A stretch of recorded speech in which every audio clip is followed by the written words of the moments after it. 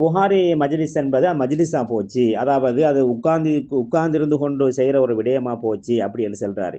இப்ப இந்த தௌஹீது ஜமாத்தை சேர்ந்தவர்கள் நாங்கள் அதிகமாக சொல்லுவது உண்டு, இவங்க மௌலா இஸ்லாம் என்று, அதாவது புதுசாக இஸ்லாத்துக்கு வந்தாக்கள்.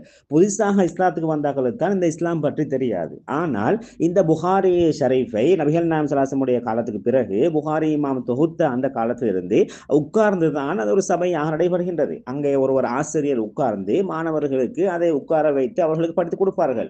இந்த நடைமுறை தான் இஸ்லாமிய வரலாற்றிலே காணப்பட்டிருக்கின்றது. இந்த வரலாறு கூட தெரியாம உட்கார்ந்து கொண்டிருக்கிறாங்க, அது மஜ்லிஸா பேய்த்தது என்று சொன்னா எவ்வளவு ஒரு முட்டாள்தனமான பேச்சு என்பதை நாங்கள் சொல்லிக்கொள்ள விரும்புகின்றோம். எனவே இது அந்த எமது முன்னோர்கள், எமது சலஃபுகள் 1400 ஆண்டு காலமாக எதை செய்து வந்தார்களோ அதைத்தான் நாங்கள் செய்கிறோம் என்பதையும் ஆரம்பத்திலே சொல்லிக்கொள்ள விரும்புகின்றோம்.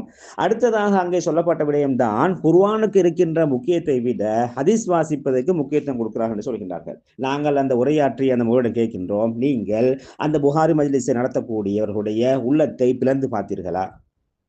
அவர்களுடைய உள்ளத்தை பிளந்து பார்ப்பதற்குரிய ஆற்றலை அல்லாஹ் உங்களுக்கு தந்திருக்கிறானா? அப்படி இல்லாமல் அவர்களுடைய உள்ளத்திலே அவ்வாறான எண்ணம் இல்லாமல் அப்படி யாருமே சொல்லாமல் அல்லது யாராவது உங்கள்கிட்ட சொன்னார்களா? நாங்க எல்லாரும் புகாரிய குர்ஆனை விட புகாரியை தான் மதிக்கிறோம், அப்படி யாராவது சொன்னாங்களா? யாருமே சொல்லவும் இல்லை. இப்படி சொல்லவும் இல்லாத அடுத்தவங்களோட உள்ளத்தை பிளந்து பார்த்த மாதிரி கதைக்கிறேன்டா, இவர் எவ்வளவு பெரிய ஒரு மடத்தனமான ஒரு செயலை செய்கிறார் என்பதை நாங்கள் யோசனை பண்ண வேண்டும். அதாவது நாங்க குர்ஆனை விட புகாரிக்கு முக்கியத்துவமா? யார் சொன்னது? இவர் இவங்களோட உள்ளத்துல பார்த்தாரா?